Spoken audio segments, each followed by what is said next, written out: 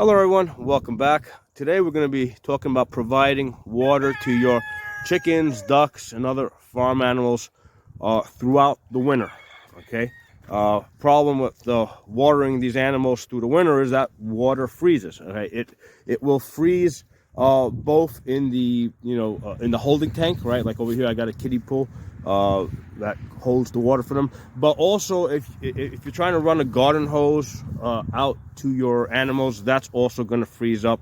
I tried getting a heated garden hose, and that was giving me all sorts of problems. The hose was still freezing up. So the heated garden hose is generally not a good idea. And the thing is, even if you do get it to work, you still have to heat the tank where you keep the water in. Otherwise, that's just gonna freeze up. Okay, so a solution that I came up with and works really great is basically, first of all, use a large kiddie pool. Right, don't use the small ones like you see in the back over there, because they're just gonna drink up that water really fast, and you're gonna have the problem having to refill the tank up. So it's best to just use a big kiddie pool like the one I have there. And then what I do is I use a heater, all right, to keep it warm. Now there's two types of heaters that I use, both a small one and a big one. Right now I got the small one in there. Yeah, I think this one is about 60 watts, right? It's warm. I can feel it right now. It's about 60 watts. Right now we're in mid-November. The temperature at night goes to, it does go below freezing, but it usually goes maybe 30, 28, so it doesn't get that cold. So the small one like this will keep this tank, from freezing, as long as it stays above 25, okay? Once it gets below 25, this is only going to basically keep the water from freezing in a really small area. So you got the whole tank over there, and you're gonna have maybe a spot about this big that they're gonna be able to access. And if the temperature gets down to about like -5, -10, the top's gonna freeze over completely, and they're not even gonna be able to access that. So when the temperature starts dropping into the teens, all right, basically what I do is I switch out to a bigger one. Okay, this is a 250 watt one. Okay, now the question becomes, why don't I just put the big one in there? Well, obviously this uses a lot more electricity. These things are supposed to have a thermostat. They're supposed to shut off automatically. That doesn't always work so good. So for example, right now the temperature is 40 degrees. There's no way, this water is not going to freeze up when it's 40 degrees outside. Yet when I hold this thing, it's still pretty warm. That means electricity is still running through this thing. So unless you're gonna keep plugging it, unplugging it, it's just not worth the trouble. It just makes more sense to use the smaller one, right? That's gonna will prevent this from freezing up overnight. And then once I see the temperature start dropping into the teens, I'm gonna switch out to the bigger one over here. Okay. Now, one of the things to be aware of is, because like I said, even though these things have a thermostat, they're supposed to shut off automatically. That doesn't always work so good. So very typical in the wintertime, especially as the temperatures start dropping, you're going to start seeing like steam coming out of there. And you might be like, oh my God, I'm like going to boil my chickens, right? Well, it doesn't get that hot. But if it's like 17 degrees outside or 10 degrees outside and that water is about 50 degrees, yeah, you're going to see steam coming off of it, just because the water is a lot warmer than the outside temperature. However, that steam is an indication of evaporation, okay? It's still warm enough that water is going to start evaporating, and that's the reason why I use the big kiddie pool and not the small ones, because one of the things I did try using the small ones that you see back there. I don't know, they're only about 3 feet, I think, in diameter. And with the small ones, yeah, I was able to keep that from freezing throughout the whole winter with just the small one that you see here. The problem with that was that the water would just evaporate, right, with it. So within a week or so, those things would be dry, and then I would have a problem of trying to get water out here. Just like these things freeze over here, your water hoses are going to freeze throughout the winter. So don't expect to be able to run a water hose throughout the winter and leave it outside. Your water hoses are going to freeze up. I mean, I've tried the heated water hoses, they don't work that well. Okay, they still freeze. They certainly freeze up at the nozzles. Okay, but the one I got was just not working very good. I ended up just returning that, gave my money back. They're also they're a lot more expensive than these things. Okay, now these things aren't cheap. I think the small ones are about $30.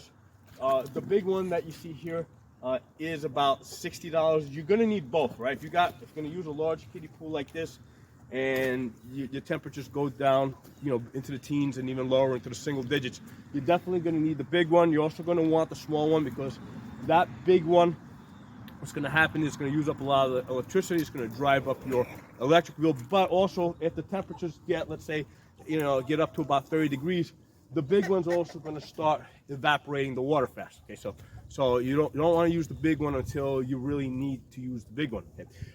So this is a solution that's worked. I've been using this for about 5 years. All right, just using a kiddie pool, and you know, that's how I water my chickens. If the water does start to get low, what I will typically do is at some point, you know, throughout the winter, it snows, right? So I just use the tractor. I use the bucket to just drop snow in there, and then the heaters just melt the snow. That's how I resupply the water throughout the wintertime as it starts getting low. I just throw snow in there and let it melt it. That's the easiest, most efficient way to do it. Especially, you know, I gotta you know, plow the snow out of this area anyway, so I can access the coop. So while I'm picking up snow, just throw some snow in there. You know, so you kind of take care of two problems, you know, in one motion, right? Now, one of the things to be aware of, if you're gonna have a big kiddie pool like this, what you're gonna want to do, I got one over here so you guys can see it. Install one of these bulkhead. Yeah, I think they're called bulkheads. Get a Tractor Supply, I think, or Lowe's. They're about $10. And what you do is you cut a hole into the side of that, and it's a bulkhead. It squeezes on, and then there's a thing here that you unscrew, which is kind of stuck now. I gotta use the pliers. Get a pair of pliers.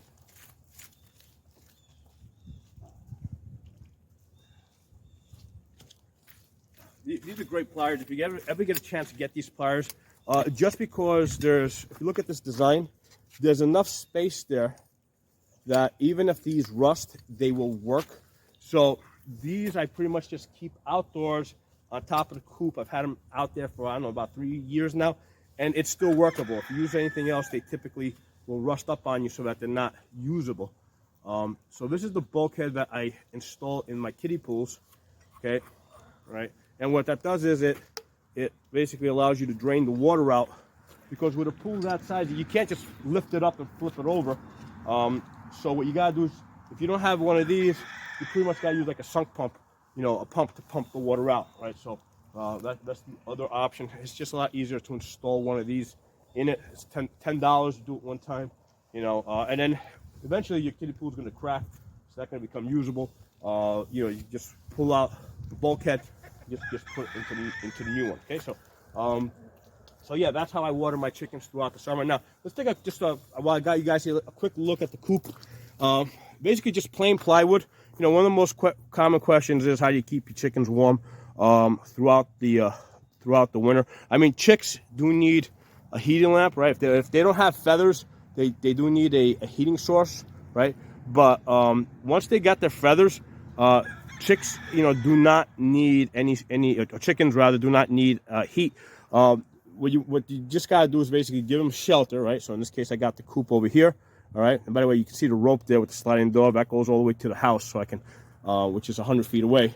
So the coop is far enough away that I can, you know, I don't have to smell the chicken poop in my house, but close enough that I can run a rope and 100-foot extension cords back and forth. But anyway, what I was saying about heating up chickens, the rule of thumb is you want to have one chicken for every 2 square feet of space in your coop. Okay, so if you have basically 1 chicken for every 2 square feet, that they're going to be able to create enough warmth inside the coop to warm themselves up. Okay, so like last night, I basically put my hand in there because I think one of the eggs, I can see an egg laying on the ground there. I reached in to grab an egg. I mean, I think it was something like 28 degrees outside. As soon as I put my hand in there, it felt like I put my hand in like in a you know, in a steam room almost, right? It was really hot in there from having 50 chickens in there, you know, creating heat amongst themselves. So one chicken for every 2 square feet. If you don't have enough chickens, what you do is you just throw in a hay bale, right? Because that's going to reduce the amount of space in there, right? There'll be less air in there. So you just throw in enough hay bales to reduce the space to, you know, to match up to the number of chickens you have. Now, as far as eggs, yeah, chickens lay less eggs in the wintertime. So basically, I've got 50 chickens. I mean, some of them are roosters, some of them are ducks. Ducks generally don't lay eggs in the wintertime. They lay big fat ones in the summertime. But in the wintertime, you pretty much got to have at least